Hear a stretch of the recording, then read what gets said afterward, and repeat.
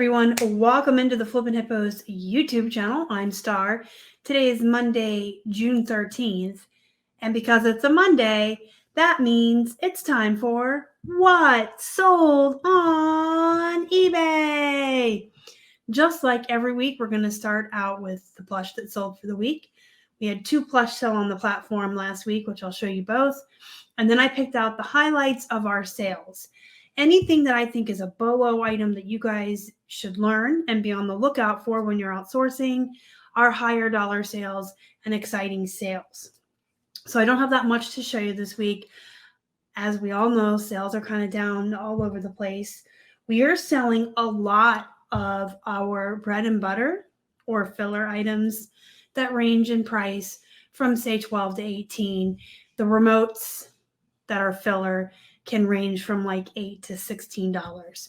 I don't show you guys any of that stuff. I do talk about it a lot in what sold videos and haul videos and things like that. There's nothing wrong with bread and butter items. They're absolutely great if you are wanting to build up a volume-based business and you don't mind having those filler items to get the activity and the sales moving, because that can help your store overall get it more eyeballs and sell the higher end items as well. But a volume-based business is a topic for another video. But I do, I see value in bread and butter. I just don't show it to you guys because you don't want to see 20 $10 remotes. You guys are here to see the good stuff, right? So let's jump on in with what we're looking at. This little pig. This is a vintage Chelsea brand. It's a Chelsea teddy bear brand, and it's a pig. And I'll show you his tag. There you go, Chelsea Teddy Bear Company. If you ever see that tag, grab it. This pig has a Sunshine from Bob Evans Farms bandana on. So sadly, this pig is probably going to knit up his bacon. It's a really cute pig, though. So I had it listed for $19.99. I took a best offer of $17.99, and the pig shipped first class in a poly bag. This had come out of a wholesale lot. I believe it was one I got from Greg. And if you're listening, hi, Greg. But yeah, it was about $1. This came out of a Greg lot. I know that. So this was about $1 as well. This is a Barrington Collection Angie teddy bear. Barringtons, I've been telling y'all for a while, can be hit or miss.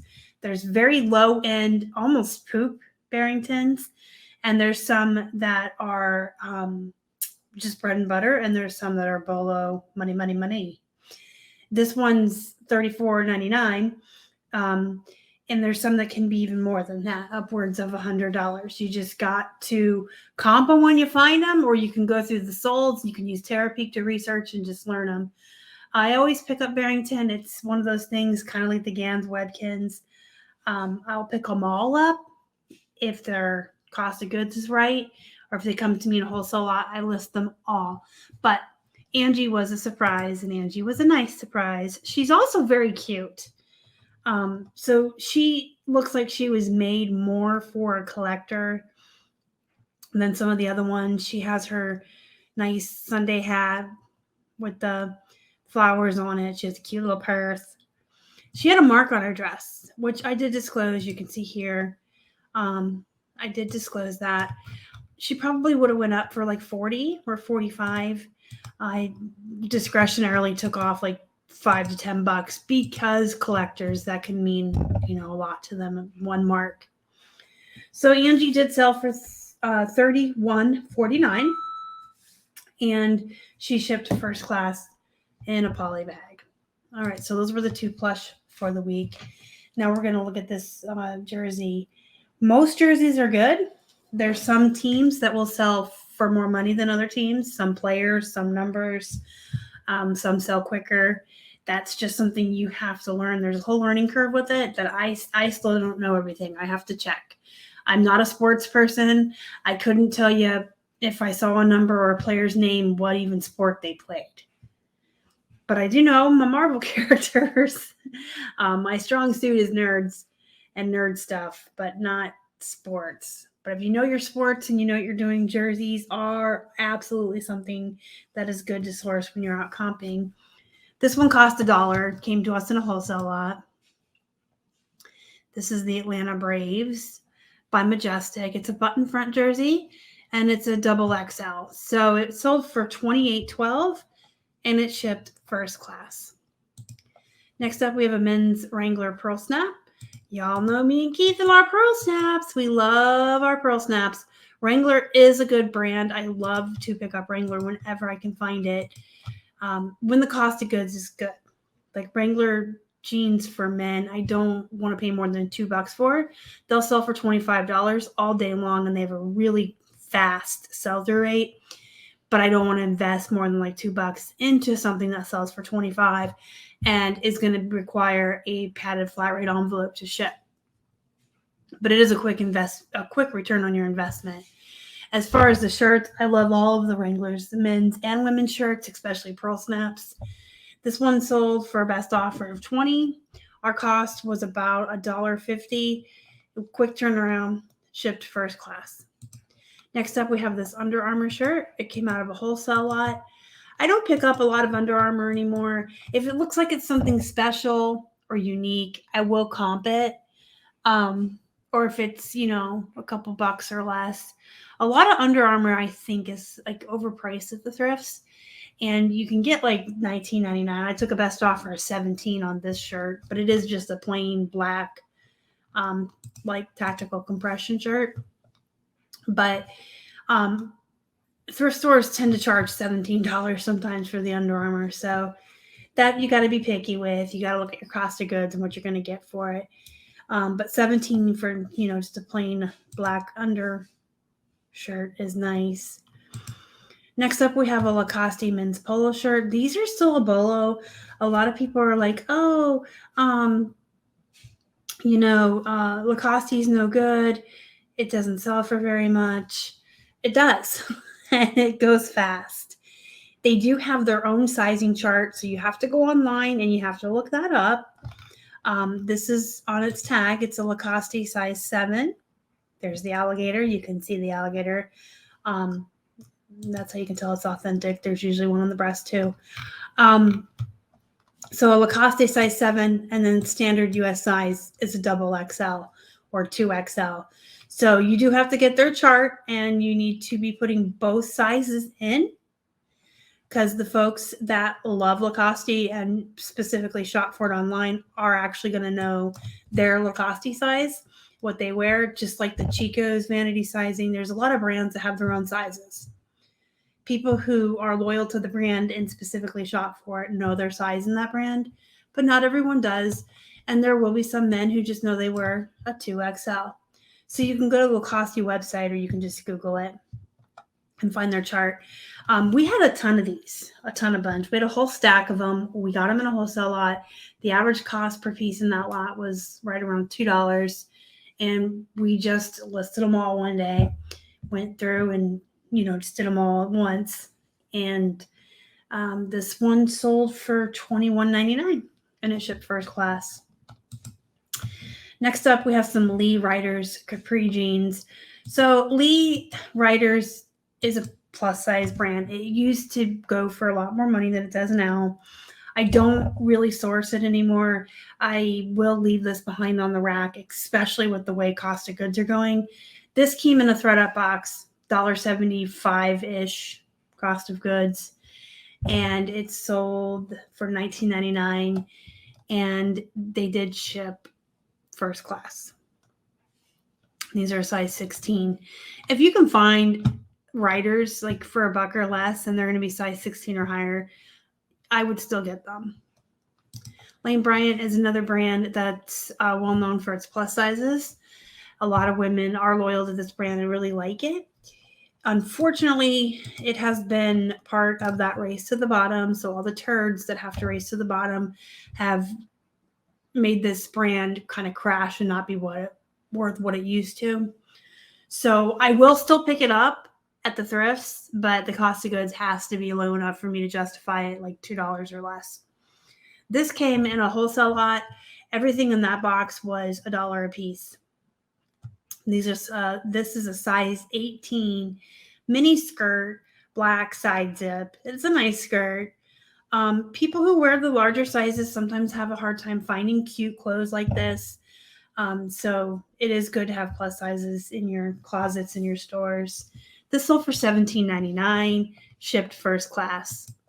I'm going to show you 2 remotes this week. In case you ever see remotes at the thrift or, your church sales, you buy them as one-offs and not in lots. What to kind of look for. LG is a good brand. This is a good remote. This one sold for $20 on a best offer, and it shipped first class. And then we have a genuine gyration media center remote that sold for $37.49. Y'all, I just want to point this out real quick. Any remotes with a screen like this are going to be worth money. So anytime you see remotes with screens, grab them, comp them, make sure they're worth the cost of goods that you're paying where you're at. Anytime if you buy wholesale lots or remotes, the screens, pull those out and list them first. The ones with the screens are always worth money. This is low end for one with the screen, to give you an idea. $37.49 for one with the screen is kind of like the bottom rung of what they can be worth.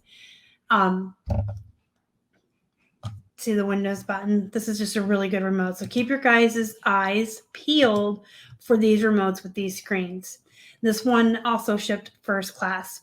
The way we ship our remotes is in padded envelopes. We get the free ones on eBay. Well, they're not free, but we get them for free, the eBay branded padded mailers with our quarterly coupon. And then we also have those yellow craft padded mailers you can get from the Boxery. There's an affiliate link in my description box for the Boxery. They have really, really good deals, especially if you buy bulk. The reason we keep the craft yellow ones on hand is if we run out of eBay branded ones before we get another free quarterly coupon. And also, they're a little bit taller. So like remotes like this one would have to go on the craft one because it's a little bit taller and it fits taller remotes. Also, with the ones with the screen, we do put a couple wraps of bubble wrap around it, so it makes it a little bit fatter. So the yellow ones just work out better for that. But you always want to make sure that you're using bubble wrap and you're using padded mailers when you're doing remotes, just to give them some protection in shipping. And then our cost of goods on remotes, I think I've told most of you, our supplier that we have, we pay 25 cents a pound. And of course, that we pay shipping as well. And once they get here, you got to filter out the ones with no backs. And sometimes it's really weird, but sometimes they put in phones and other stuff you got to take out. And you clean them and you test them. Some always don't work. But it's a good cost of goods. But if you're finding these one-offs, at church sales, I would say 50 cents even per remote for something like this that you can flip for $38 almost, maybe even $1. But don't be afraid to look through those bins at the thrifts and at the churches for remotes. A lot of people will say remotes are junk, remotes are trash, only stupid people, only inexperienced people will buy remotes. You guys know we've been doing remotes since I think it was 2018 when we got our first couple of pallets from our friend in Oregon, and they have just been money. In fact, those 2 pallets of remotes that we got way back when not only started our love of reselling these, but they enabled us. It was like the push. It gave us all the rest of the money in our savings that we needed for Keith to quit his job and join me full time at home reselling. So remotes are not junk. They can be good money. They just have a learning curve, just like anything else, just like jeans and plush and anything else. You have to learn what's worth money, what's worth getting. If you can get wholesale deals, all the better to you. Learn